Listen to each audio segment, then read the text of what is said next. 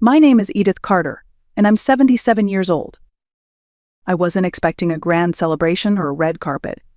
All I had looked forward to was dinner at my son's house, a simple meal, a seat at the table, and a few hours with the family I had spent a lifetime supporting. I had just finished adjusting the navy blue dress I wore on special occasions. It wasn't fancy, just neat, respectable. The kind of dress Marissa, my daughter-in-law, wouldn't roll her eyes at. I glanced at the clock. It was a little past 6. Dinner was supposed to begin at 7. Then my phone buzzed. I reached for my glasses, expecting a reminder from Garrett, or maybe a last-minute question about dessert. But instead, I saw the message. You weren't invited. My wife doesn't want you there. Just like that. 8 words, not a call, not a conversation, a text message. For a moment, I thought it had to be a mistake. Maybe it was sent to the wrong person. Maybe Garrett's phone had been hacked. But no, it was his number. It was his tone. I sat down slowly, the phone still in my hand. My heart wasn't just breaking, it was unraveling. So memories flashed in my mind. Garrett as a boy, clinging to my hand on his first day of school. Garrett at 12, crying when his dog passed away. Garrett introducing Marissa to me, full of excitement. And now Garrett, a grown man, telling me I wasn't welcome. I stared at the wall, not moving, not crying, just silent. That was the moment something inside me shifted. After all the years, after all the giving, maybe it was time to stop showing up for people who made it clear they didn't want me there. The house was quiet, too quiet. I stood up, walked over to my secretary desk, an old piece my mother had left me, and opened the drawer where I kept all the financial documents. Every folder was labeled, every receipt filed. I pulled out the thickest folder. It was labeled Garrett. Inside, there was a lifetime of giving. A $20,000 check to help him launch his business, one that folded in less than a year. Tuition receipts from when Marissa went back to school to earn her real estate license. Bank transfers for roof repairs, a down payment on their new SUV, the kitchen remodel Marissa just had to have. Each piece of paper told a story, not one of generosity but of expectation. My wallet had been their safety net. My name had been the invisible ink on every corner of that new house. 6 months ago, Garrett had called me to say they'd found the perfect home, a beautiful townhouse overlooking the river, part of an exclusive new development. He said it would be a place for the whole family. Mom, you'll have your own corner, he told me. That corner, apparently, didn't come with a chair at the dinner table. I looked down at the brochure, still sitting on my kitchen table. I had paid $120,000 toward the down payment. It wasn't a loan. It wasn't an investment. It was a gift, a mother's way of saying, I'm here. I care. And now it felt like I had bought myself out of their lives. I leaned back and whispered the question I hadn't dared ask for years: was this love or just a transaction? For the first time, I didn't rush to excuse them. I didn't defend their choices. I simply sat in the truth I had spent a lifetime giving. And they had gotten used to it. I didn't sleep that night. The text kept replaying in my mind. Over and over, not invited. My wife doesn't want you there. By sunrise, I knew what I had to do. I made myself a strong cup of tea, sat at the kitchen table, and stared at the stack of papers I had pulled from the drawer. Then I picked up the phone and called the bank. Good morning. Fayetteville Community Bank. How may I help you? My name is Edith Carter, I said clearly. I need to suspend all automatic payments from my accounts immediately. There was a pause on the line. All payments, ma'am? Yes, every single one. And I also need to revoke the power of attorney granted to my son, Garrett Carter. I could hear the woman on the other end typing. That's a significant change, Mrs. Carter. We'll need your signature for the full process, but I can begin the suspension now. That's what I want. Start today. The silence that followed was not awkward, it was powerful. I had supported my son, his wife, their lifestyle, their ambitions, and their obligations for over 2 decades. But that morning I remembered what James, my late husband, always said. Edith, love them, but don't let them walk on you. When the woman confirmed that all 174 automatic payments were now blocked, I thanked her, hung up the phone, and exhaled deeply. I hadn't realized how heavy it all had been. The years of small compromises, the quiet dismissals, the holidays spent alone while still footing the bills. That morning, I didn't just cancel payments. I reclaimed space in my own life. My phone buzzed again. Garrett. I didn't answer. Instead, I typed a simple message and stared at it for a long time. Time to pay your own way. Then I turned the phone off and turned a corner in my life. By the time Garrett showed up at my door, the kettle was already on the stove. He didn't knock politely. He rang the bell in that impatient, sharp way that said he wasn't here for a chat, he was here for control. I opened the door and he walked right in without waiting for an invitation. "Mom, what's going on?" he asked, the worry in his eyes barely covering the irritation beneath. The mortgage bounced. Marissa's car payment didn't go through. The bank called about the suspended authorizations. "Did you cancel everything?" I nodded. "Yes, I did." He blinked. "All of it?" "All 174 transactions." Garrett sank into the living room chair like the wind had been knocked out of him. "Why?" I didn't raise my voice. I didn't cry. I just looked at him and said, "You uninvited me from your house, Garrett. The one I helped pay for. You sent a message saying your wife didn't want me there, and you didn't even try to stop her." "That was a mistake," he stammered. "Marissa was upset. I didn't mean it." "You didn't mean to say it, or you didn't mean for there to be consequences?" I asked quietly. He looked away. I poured 2 cups of tea, placing one in front of him. He didn't touch it. "We have bills, Mom," he said finally. "Loans, Toby's tuition, the house. You've always helped us." I did, I agreed. But that help became expected. And then it became invisible. Garrett opened his mouth to respond, but I raised my hand.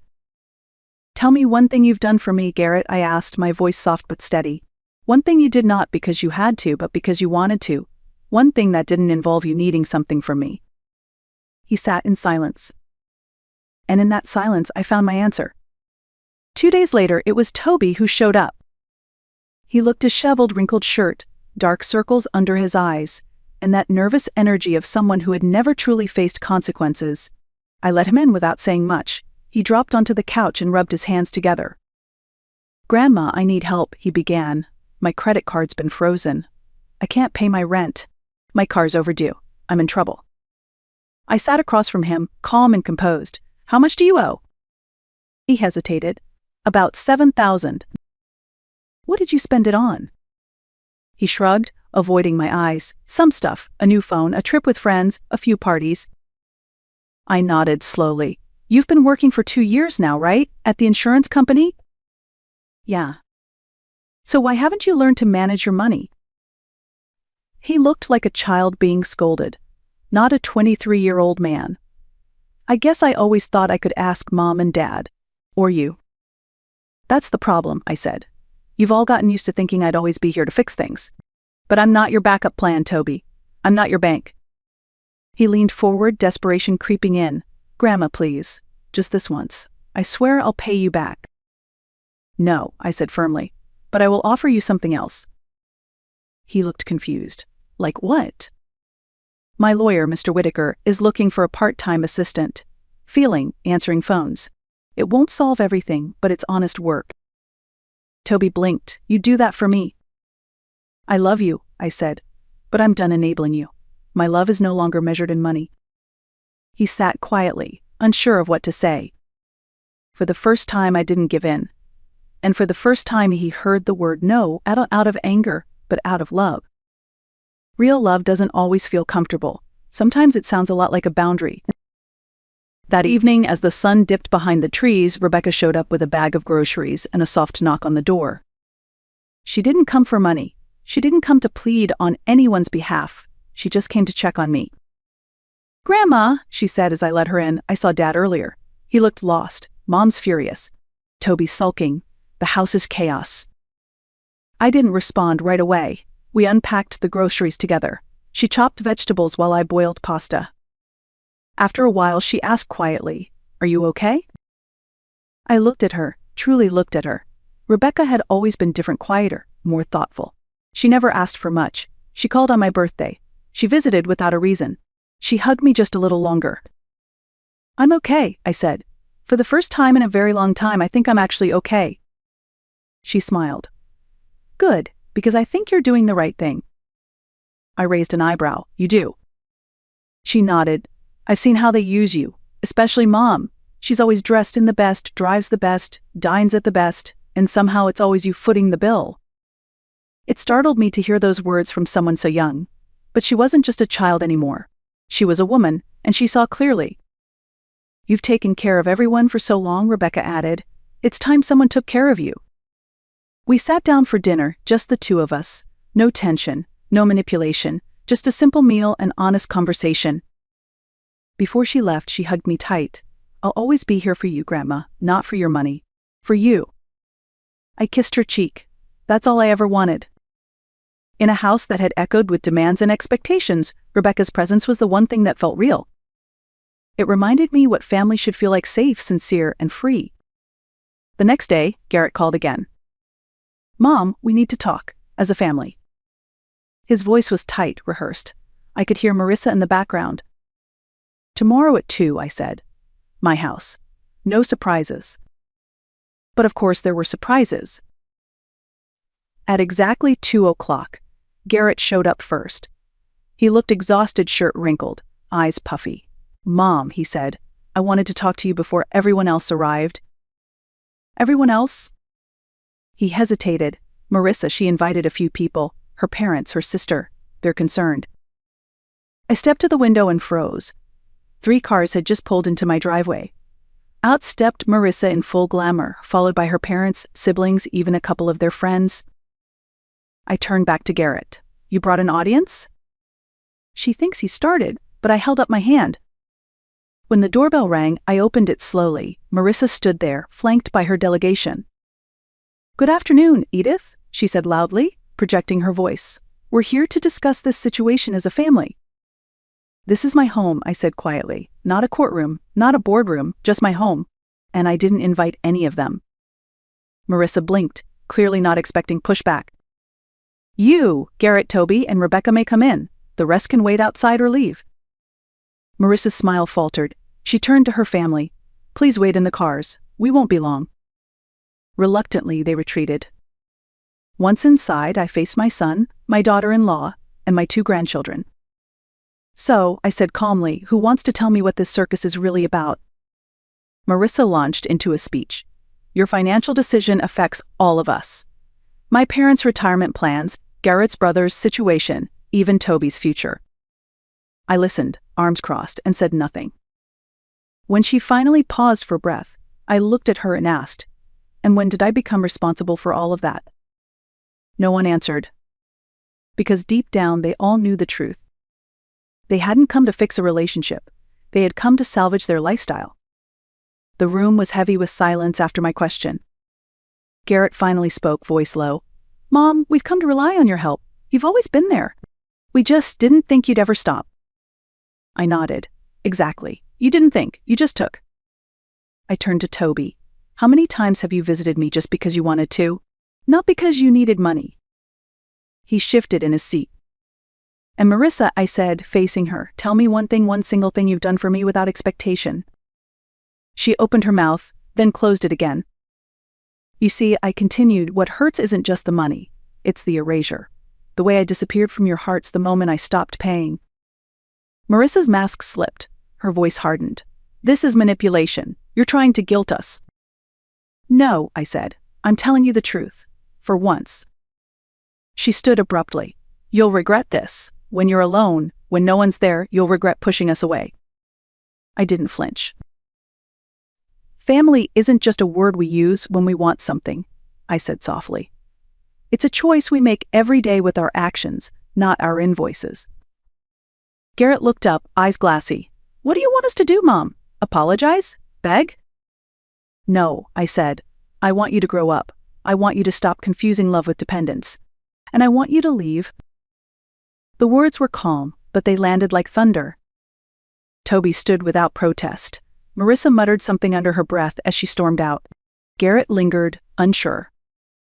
"I'll be here," I told him. "If you ever want to talk, really talk, not about money, but about us." He nodded slowly and followed the others out the door. Only Rebecca stayed behind to hug me. "I'm proud of you, Grandma," she whispered. I didn't reply. I just held her close.